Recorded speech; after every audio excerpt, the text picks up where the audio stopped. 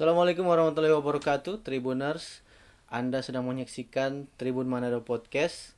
Dan tentu siang hari ini kita akan berdiskusi atau membahas tentang programmer. Dan tentu tamu kita sudah hadir di sini, seorang programmer cantik. Mungkin nanti akan memperkenalkan dirinya sendiri. Silakan. Baik, selamat siang Tribuners. Perkenalkan, nama saya Ferni Indi, sarjana terapan komputer, lulusan dari Politeknik Negeri Manado tahun 2021. Mungkin itu saja. Oke. Mungkin perkenalannya singkat, nanti kita akan kenalan lebih dalam. Nah, Tribuners, tema kita pada hari ini adalah cerita programmer cantik asal Manado. Dan pembahasan kita nanti akan lebih membahas mengenai programmer, dan mungkin nanti ada tentang hacker juga sedikit, Kang Ferni.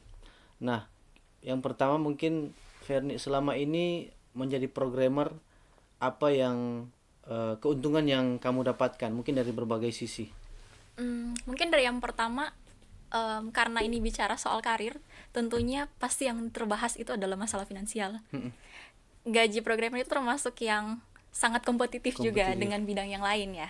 Jadi itu salah satu keuntungan atau benefit kalau misalnya orang fokus di bagian programming. Terus selain dari itu orang bisa punya waktu yang fleksibel. Itu merupakan satu keunggulan dari programmer karena Kerjanya enggak ada jam iya, gitu, Kang. benar sekali. Karena orang bisa mungkin kalau ada yang lebih aktif di malam hari untuk coding, atau mungkin ada yang di pagi hari baru bisa mengerjakan coding. Nah, orang fleksibel bisa mengerjakan itu. Dibandingkan mungkin yang bidang-bidang lain harus dikerjakan pada siang hari. Dan bahkan mungkin orang lebih sering di malam hari sih kalau menurut saya. Karena ketika orang maintenance system itu biasanya dilakukan di malam hari ketika orang-orang tidur. Nggak ada yang akses ke sistem tersebut, itu akan lebih mempermudah ketika orang melakukan maintenance di situ. Oke. Itu mungkin salah satu keuntungannya, Kang. Iya. Ada banyak keuntungan, tapi itu salah satunya. Iya. Oke, lanjut. Kalau programmer itu kan ada namanya itu bahasa pemrograman. Nah, mungkin Ferni bahasa pemrograman apa yang dikuasai mungkin? Oke, mungkin sejauh ini dan yang terlintas ya di pikiran ya, HTML, PHP, JavaScript, Visual Basic, Python, bahasa C, C++, C Sharp, mungkin itu sih. Cukup banyak juga, Kang, ini bahasa yang dikuasai oleh Ferni, Kang. Iya. Mungkin Ferni ini begini, Tribuners di luar sana kan mungkin ada juga programmer sama dengan Ferni, tapi lebih banyak mungkin yang awam soal programmer. Mungkin tadi itu bahasa-bahasa maksudnya dijelaskan sedikit. Oke, mungkin kalau yang paling sering kita temui itu HTML atau Hypertext Markup Language, itu bahasa pemrograman yang paling umum di dalam website yang sering kita temui. Jadi kalau teman-teman browsing, kalau teman-teman lihat di balik file yang ada itu isinya adalah bahasa HTML, itu yang paling dasar. Terus biasanya juga untuk isian dari HTML itu nggak cuma sekedar HTML, tapi ada PHP. Atau orang biasanya di situ untuk bagian fungsi atau bagian back end. Nah, jadi kalau di dalam pemrograman itu ada front end sama back end. Jadi ada tampilan depan sama tampilan belakang. Nah, itu ada lagi DP pembagian gitu. Nah, tadi kan HTML. Iya, HTML. Apakah dia sama dengan yang lain itu di website atau bagaimana? Tadi kan ada beberapa yang disampaikan. Kalau HTML dia fokusnya ke bagian web. Nah, kalau misalnya yang lain biasanya itu tergantung. Ada juga yang untuk game programming atau ada untuk desktop programming. Jadi tergantung untuk fungsinya mau dipakai di mana. Tapi umumnya yang paling sering kita temui ya itu sih HTML. Dan yang paling mungkin mudah dikuasai. Dan yang bahasa programmer lain, bahasa pemrograman lain itu dikuasai oleh Ferry yang tadi sebut-sebut, Kang. Iya, ada yang beberapa. Desktop beberapa itu, Kang. Oke. Kuliah di Politeknik. Iya. Lulus tahun berapa, Kak? 2021. 2021. Sekarang berarti sudah 2 tahun. Iya, bulan November 2021. Jadi 2021. Nah, menurut Ferni susah tidak supaya bisa menjadi programmer? sebenarnya yang jadi programmer itu tidak susah. Semua bidang itu sebenarnya tidak ada yang susah ketika orang punya niat atau bakat di situ. Kalau apalagi ada bakat itu akan lebih mempermudah. Tapi kalau misalnya orang punya niat atau tekad juga yang lebih kuat, itu akan lebih mempercepat orang menguasai bidang ilmu tersebut. Jadi sebenarnya sama saja dengan bidang ilmu lain. Programmer itu termasuk yang tidak yang sesulit itu. Yang penting orang ada niat, ada tekad yang kuat. Karena kalau orang awam lihat ini bahasa-bahasa di tulisan-tulisan ada persen, ada titik, koma itu Kang. Tapi sebenarnya bahasa pemrograman itu kan digunakan untuk orang berkomunikasi dengan komputer. Jadi sama seperti ketika orang belajar bahasa Inggris, bahasa Mandarin atau bahasa lainnya, tujuannya itu untuk berkomunikasi dengan orang yang dari daerah tersebut. Nah, sama juga dengan bahasa pemrograman digunakan untuk orang belajar bisa berkomunikasi dengan komputer. Bahasa Iya. komputer istilahnya Iya, Kang. istilahnya bahasa komputer. Oke. Nah, kuliah 8 semester ya di Politeknik. Apakah itu cukup menjadi programmer yang hebat? Tidak, tentu saja tidak. Karena ketika orang belajar pemrograman, ketika orang masuk berkecimpung di dunia IT, itu merupakan suatu challenge untuk orang bisa, apakah orang bisa bertahan di situ atau tidak. Karena dunia IT itu selalu berkembang, bahkan sepersekian detik itu pasti ada perubahan yang terjadi. Sepersekian detik. Iya. Dalam setiap detiknya itu pasti ada perubahan yang terjadi di dunia digital. Maka dari itu ketika orang memutuskan untuk terjun ke dalam bidang IT, orang harus bisa untuk menyamakan orang skill dengan keadaan yang sekarang. Oke, kalau dipresentasikan mungkin skill programmer di kuliah berapa persen? Mungkin sekitar 40%. 40%. Berarti 60% cari di Iya, di mana? otodidak atau mungkin ada yang tambah ikut bootcamp atau course atau mungkin ada banyak narasumber lain di luar sana. Jadi sudah bayangan kan ternyata kuliah 8 semester untuk menjadi programmer hebat ya masih kurang Kang. Iya, sangat Masih kurang. ada 60% di luar. Nah, kalau Ferni sendiri kira-kira untuk 60% yang sisa ini capai enggak? Dapat tidak? Belum, karena menurut saya tidak ada pernah namanya manusia tidak pernah ada kata puas. Apalagi dunia IT itu berkembang terus, bukan ilmu yang pasti tapi yang selalu berubah-ubah. Jadi menurut saya Belum, tidak akan pernah. Tidak akan pernah. Kalau representasi boleh lah berapa? Mungkin kalau sejauh ini dari 100% itu sekitar 70 mungkin. 70%. So lumayan juga kalau bilangnya. 70 kalau kuat 80. Nah, selama bekerja, bekerja juga tuh. Selama bekerja atau mendalami ini programmer, mungkin apa yang Ferni sukai dari proses programming?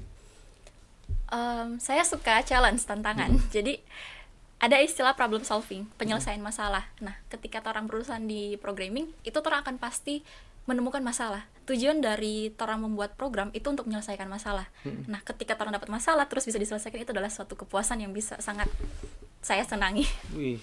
Nah, mungkin boleh cerita sedikit apa yang sudah bisa dipecahkan itu masalah contoh misalnya jadi apa? Umumnya biasanya ketika orang dapat project itu pasti diberikan pertanyaan, bisa nggak buat sistem yang menampung ini, bisa nggak membuat aplikasi yang menampung ini. Nah, dari deskripsi yang ada itu ketika orang bisa implementasi, orang buat sesuai dengan keinginan dari konsumen yang ada, itu akan sangat puas, sangat bahagia dong.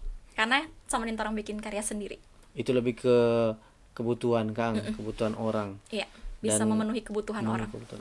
Itu yang bisa dipecahkan oleh Ferry dan akan menjadi apa yang disukai nanti Kang, menjadi kepuasan tersendiri.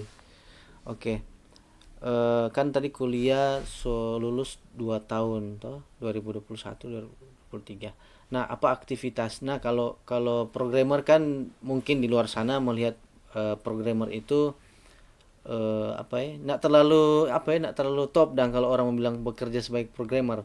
Nah, mungkin kalau Ferni setelah lulus dan belajar banyak tentang programmer, apa aktivitas saat ini? Baik, kalau sekarang saya bekerja sebagai tenaga programmer di P4M di Politeknik Negeri Manado, juga sebagai mentor di Learning X by LX International. Mungkin lebih spesifik kerjaan di situ di dua tempat ini Kang.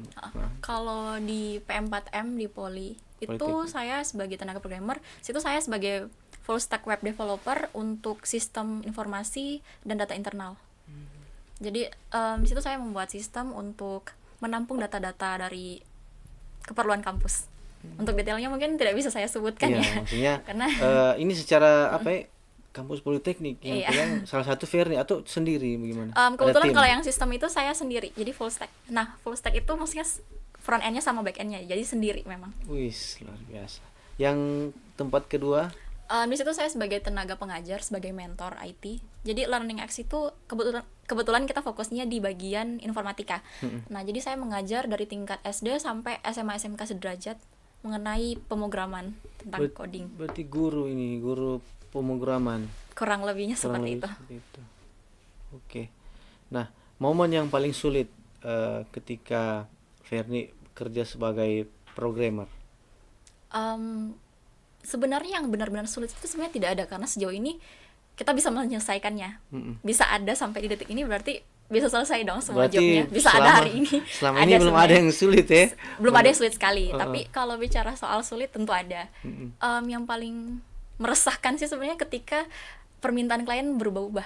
Jadi adanya perubahan fitur yang konsisten. Ketika mungkin awalnya kita dealnya seperti ini, fiturnya maunya seperti ini, tapi sering berjalannya waktu, ada penambahan, dan itu dilakukan secara berulang-ulang, dilakukan secara terus-menerus, secara konsisten. Nah, hal itu yang memperlama lah ya. Pekerjaan Ferni. Iya. Jadi bukan secara teknis kan, kalau teknis aman-aman untuk Ferni dan ada yang sulit. Cuma untuk eksternal itu Kang dari sejauh ini sih. Sejauh ini. Berdasarkan pengalaman. Nah, kalau programmer kan memang programmer dengan sering orang kenal itu hacker toh. Memang programmer dan hacker itu setahu saya itu memang berbeda. Tapi ada kesamaan juga, yaitu sama-sama tahu coding. Nah, apa sebenarnya yang dilakukan hacker? Mungkin Tribuners mau tahu ini apa sebenarnya yang dilakukan hacker dengan coding itu. Dia merusak atau bagaimana menurut Ferni? Tapi sebelum jawab mungkin ini soal coding dulu, karena Tribuners banyak juga yang nggak tahu apa itu coding. Oke. Jadi coding itu adalah serangkaian instruksi yang kita ketikkan atau kita lakukan, kita buat untuk bisa dipakai sebagai program di komputer. Nah, biasanya ada orang yang melakukan pengetikan tersebut atau melakukan penyampaian instruksi tersebut. Nah, itu disebut dengan coder, penulis coding. Tapi balik lagi, untuk profesinya itu sendiri, untuk programmer ataupun hacker itu sebenarnya, kalau program itu versi dari legalnya. Jadi programmer itu bertugas sebagai pembuat sistem. Secara keseluruhan dia bertugas untuk melakukan pembuatan untuk sistem tersebut. Jadi dia yang menulis dan dari awal sampai selesai. Tapi balik lagi, kalau untuk hacker, nah sebenarnya hacker pun dibagi menjadi ada 3 sebenarnya. Ada black hat hacker, ada white hat hacker, dan juga ada gray hat hacker. Kalau dari warna black berarti hitam, jahat deh, hitam. Iya. Kalau putih berarti yang baik. Kalau yang abu-abu berarti di antara ya. Oke. Nah, jadi kalau yang hitam itu, yang black itu, tujuan utamanya itu dia untuk meretas. Dia memang meretas, masuk ke dalam sistem untuk melakukan perubahan, ada yang dia ambil, dia curi. Nah, itu yang disebut dengan black hat. Sedangkan kalau untuk white hat, biasanya tujuannya itu adalah untuk melakukan pengujian dari sistem. Jadi dia masuk ke dalam sistem dengan tujuan untuk mengetes apakah sistem tersebut sudah memiliki keamanan yang cukup atau belum. Nah, tapi untuk yang white ini setelah diuji mungkin ada lanjutannya apa? Nah, balik lagi ke tujuan awalnya. Kalau dia masuk ke kategori putih atau grey, abu-abu. Okay. Kalau misalnya putih, biasanya itu ada yang digaji memang tapi untuk melakukan pengetesan. Betul. Melakukan pengetesan terhadap sistem yang ada. Nah, itu biasanya sudah bidangnya di cyber security, keamanan jaringan. Itu ada lagi bidangnya. Oke. Yang terakhir tadi apa? Grey. Kalau yang grey itu abu-abu, biasanya dia masuk tapi mungkin masih meraba-raba tujuannya untuk apa. Bisa jadi dia untuk mencuri atau apa, tapi masih abu-abu sampai dia masuk ke dalam sistem tapi bingung untuk apa. Dan kalau Ferni di 3 itu enggak ya? Tidak. Oh, tidak. Programmer yang saya legal Kang. Karena mau dia abu-abu putih itu enggak ilegal itu ya? Sebenarnya secara garis besarnya ya ilegal. Ilegal Kang. Iya. Cuma karena dia hack. Cuma mungkin ada yang kerjasama ya. Iya, mungkin ada orang yang kerjasama itu. Nah, sebagai satu di antara banyak programmer di Manado sini ya, Sulawesi Utara. Untuk programmer itu sendiri menurut saya banyak sih sejauh ini, karena juga ada beberapa juga senior saya. Tapi kalau untuk case perempuan mungkin masih terdengar kurang sih sepertinya. Nah, kalau jumlah setahu Ferni kan mungkin ada grup WhatsApp programmer atau bagaimana, jumlah programmer yang dia semua melewati level kampus kan tadi 8 semester. Dia belajar lagi itu mungkin berapa banyak di Sulawesi Utara? Untuk angka Perkiraan. pasti juga belum tahu sih, mungkin sekitar ratusan. Oh, ratusan ya. Mm-mm. Tapi balik lagi karena biasanya banyak tenaga-tenaga juga yang dari luar yang dipekerjakan di Sulawesi Utara. Oh, programmer dari Iya, luar. banyak juga yang saya temui begitu sih, dari luar terus dia masuk ke Sulawesi Utara. Karena memang kalau dinilai Sulawesi Utara itu mungkin bagian pariwisatanya sangat tinggi, tapi kalau untuk bagian digital itu masih terdengar sangat kurang dibandingkan di area Pulau Jawa yang tentunya merupakan pusat dari Indonesia. Mm-mm. Nah, di satu poin ini mungkin ada ndak masukan atau apa untuk ke depan untuk Sulawesi Utara mengenai digital ini lah dari seorang programmer cewek di Manado, Ferni.